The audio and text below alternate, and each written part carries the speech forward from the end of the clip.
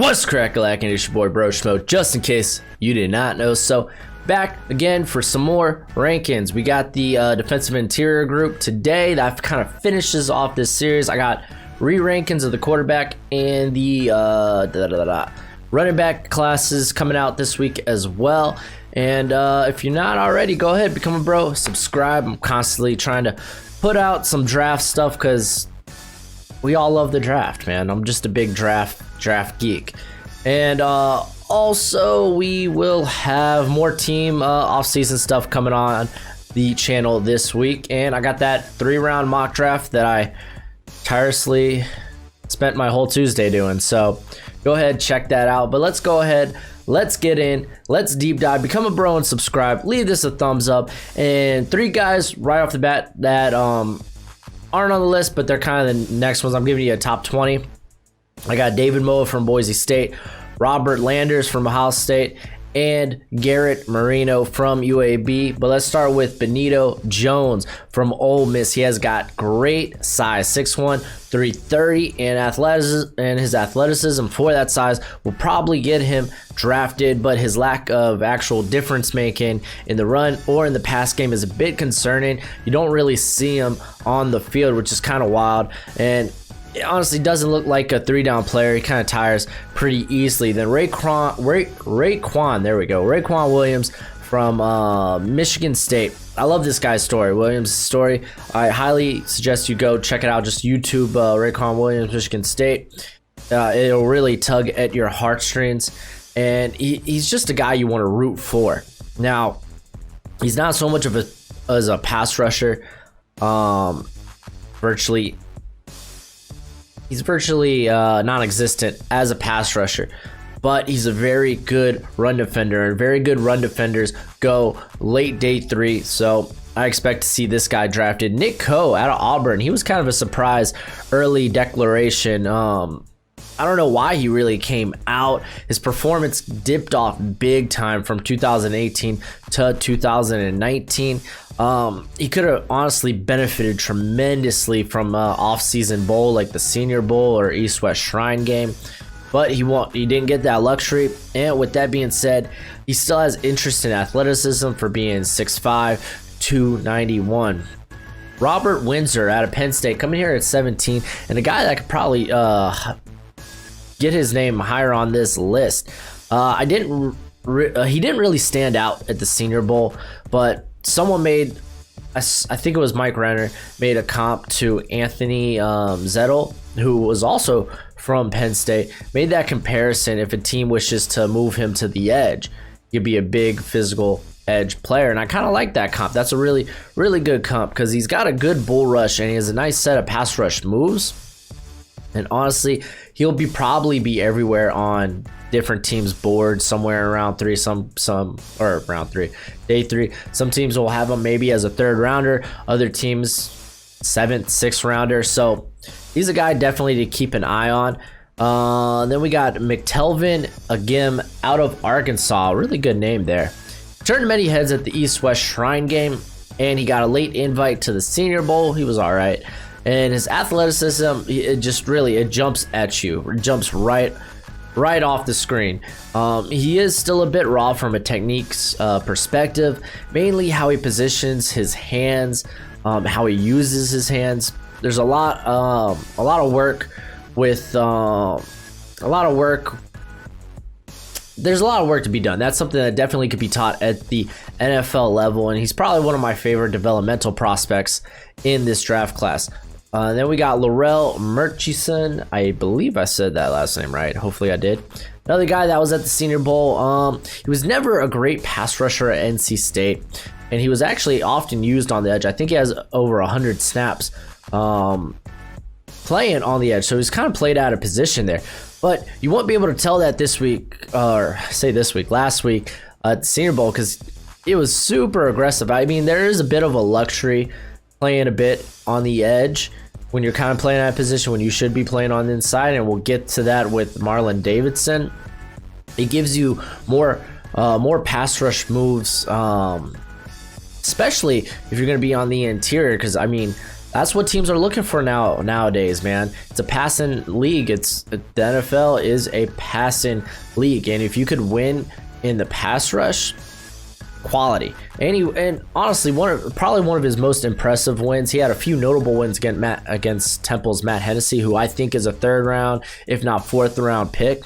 I love his length. He uses his hands well, which another I don't want to say privilege, another benefit of being played out of position and on the edge. Regardless, if he can or can't become a good pass rusher, he is still a stout run defender. And then James Strowbridge, a guy that probably a lot of people have a lot higher than I think he probably will go. He looks a part of a 3-4 end, but I think he's going to probably be used, and I said this in the Senior Bowl video, he's probably going to be used much like a Quentin Jefferson, how he was used at Seattle.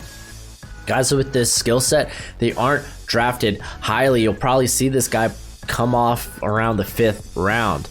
And then Rashad Lawrence, a guy I love. And I love how LSU used Lawrence this year. He played every tech along the defensive line. And that it doesn't necessarily mean he was very dominant every snap. Like he definitely ran hot and cold. But I think he'll be definitely useful in sub packages at the next level. Davon Hamilton, another guy that increased his stock at the Senior Bowl. He was never given a big part there in the rotation at Ohio State on the defensive line. He never eclipsed 400 snaps in a season. And I mean, so we're working with a limited sample size already, which begs the question, why? Why? If a team is going to draft you highly, or at least draft you in those first 2 days, why weren't you utilized more at one of these big schools? Like, I don't know. It's a question teams are gonna have to ask. But like I said, I like his physicality. I like his strength. He was bullying guards and centers. Nick Harris, I'm sorry. But yeah, very impressive in bull rushes on the one-on-ones. And then Bravion Roy out of Baylor. A very, very, very underrated prospect. He's probably one of the better true nose tackles in this draft. And arguably could be the top one. He has incredible strength. He's very aggressive at the point of attack. He has the ability to really eat up space with his size. And I mean, honestly, this guy, he really helped inflate the numbers, the sack totals of guys like James Lockhart and James Lynch. On to 10 through 1, my top 10. I got James Lynch, his teammate, his partner in crime here out of Baylor. I like him. I like him as a 4 or a 5 tech, meaning inside or right there up on the tackle. And he doesn't have great athleticism. He doesn't have great strength. He doesn't have great length. He doesn't have many pass rush moves. Plays with a great motor though, and somehow he just produces. He's just a solid football player. And at the end of the day, when you're drafting, you really just want solid football players. And I don't know why. This guy, he reminds me a lot of Adrian Claiborne. Because we all know Adrian Claiborne, he's got like one pass rush move. And every blue moon, it'll pop off for like 6 sacks. But yeah, man, I really like him. I think he could definitely be a good player to have on your team. We got Luki Fotu out of Utah. Another guy that he's up there in the running for top nose tackle in this draft. He's a big boy, 6'5", 335. He's disruptive, and he's a guy you just want to kind of let loose and move blockers back, push that line of scrimmage back. I like him here. Raekwon Davis, man, the enigma known as Raekwon Davis there at Alabama. It's undeniable the physical tools this guy has, but everyone knows the knock on Davis is the lack of improvement from year to year. It seems like he's kind of plateaued, that his potential has been capped. And given how high his ceiling is, some team will be willing to take a swing on a guy with physical tools of Raekwon Davis on day 2. Mark my words. I can definitely see him as high as the 2nd round. And then we got Justin Metabuke out of Texas A&M, a guy I really liked coming into the year, but another guy that kind of runs hot and cold. He's a very good athlete. But like I said, as a pass rusher, he kind of runs hot and cold. His motor, his effort might be the biggest concerns. It seems like I was reading some scouts kind of think on some plays he just kind of quits, or he's just not even there. He's kind of irrelevant being on the field. He's good. He's very good when it comes to run defense. He's very excellent. He's a gap penetrator through and through. And he's actually, I think at the Senior Bowl, he said he envisions himself only as a 3-tech at the next level, which isn't a bad thing. I mean, I guess he knows where his strengths are, but definitely a guy you'll see coming on day 2. But again, no is saying, hey, I just want to be a 3-tech. It's like, I mean, I don't know. For me, I like versatility, and when you're not, I'm not saying he's not willing to be versatile. He's not willing to move along the defensive alignment, but I don't know. I don't like hearing that. Ross Blacklock coming out of TCU. I really, at the beginning of the year, if you would have told me a TCU defensive interior guy would have been high on the list, I would have said Corey Bethley at the beginning of the year. But man, Blacklock, he has the physical tools that make scouts drool. But I mean, honestly, playing for that TCU defensive line will mean he'll probably have a huge learning curve at the next level. I mean, just look at what we saw from LJ Collier, Ben Banago. I mean, these guys, they aren't taught how to pass rush. It's kind of funky how they're taught to play defensive line there at TCU. They kind of sell out to stop the run. And I mean, and that's a big reason I thought those guys, Collier and Benegu, were going to be day 3 guys. That's why I was so shocked to see, especially Collier, go in the first round. But I mean, you can't deny the guy. You can't deny his athleticism. I love his range, but he might be a guy that will take time to develop. Then Neville Gallimore coming here out of Oklahoma. A lot of people love this guy. They think he's a first rounder. And you know what? If he goes in the first round, I won't argue that. He's really talented. He's going to blow up the Columbine he's a freak athlete at 6'3", 304. And keep in mind, I think he dropped like 20 pounds before the season. He's still a bit raw from pass rush perspective, but then again, a lot of those Big 12 guys, I mean, they're typically only rushing with like three fronts, you know, there are 3 guys. So you kind of got to do a lot more. And he, you know what, his ability to kind of play along the intensive defensive interior, like I said, I love versatility. He's versatile. At number 4, probably my favorite guy among this group is Marlon Davidson out of Auburn. Man, the guy put on weight. He put on almost 20 pounds before the Senior Bowl, and he looked like a monster in Senior Bowl practice. He came out with the short shorts, looking like a god. Oh my goodness, I love him. You could probably check out my Senior Bowl video. I really go into that. I mean, I've been glowing about Davis since April.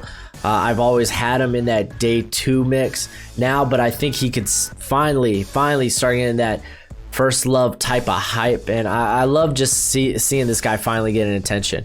And then Jordan Elliott out of Missouri is I don't know why people aren't more high on Elliott. It's kind of bizarre to me. While he may not have the ceiling or the athleticism of like Derek Brown, Javon Kinlaw, he still checks all the boxes. He has scheme versatility, and honestly, I think he is as good as those 2 guys. Those guys are just freaks. They're just freaks. Derek Brown coming in here at number 2, and you know, I know a lot of people think Derek Brown is hands down the top interior defender in this draft.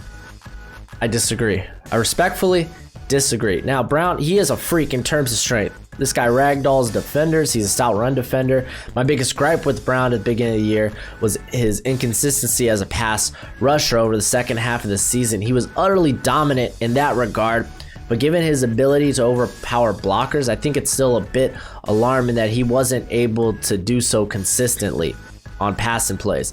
Still, this is kind of a nitpick. The guy's still a stellar prospect, still a top 15 type of talent. Javon Kinlaw out of South Carolina, a guy that I've been talking about all year long. This will probably drive a lot of people crazy, but in my opinion, he has a much higher ceiling than Derrick Brown. I can see Kinlaw being like a Fletcher Cox or a Chris Jones if he develops correctly, if he actually achieves his true potential. Now, you know what? I just don't think Derrick Brown has that sort of ceiling in terms as a pass rusher. Brown, he's way more consistent down to down than Kinlaw. He's definitely the safer prospect to Kinlaw, but Kinlaw, he can be special. He has that ability. I mean, his 2 days at practice at the Senior Bowl, it really just completely sold me on him. I think he should be a top 10 pick. But that's it for the video. Go ahead and do the YouTube thing. It's always much appreciated, much obliged, and be on the lookout for the other rankings videos. But until next time, you be easy, my friends. Later.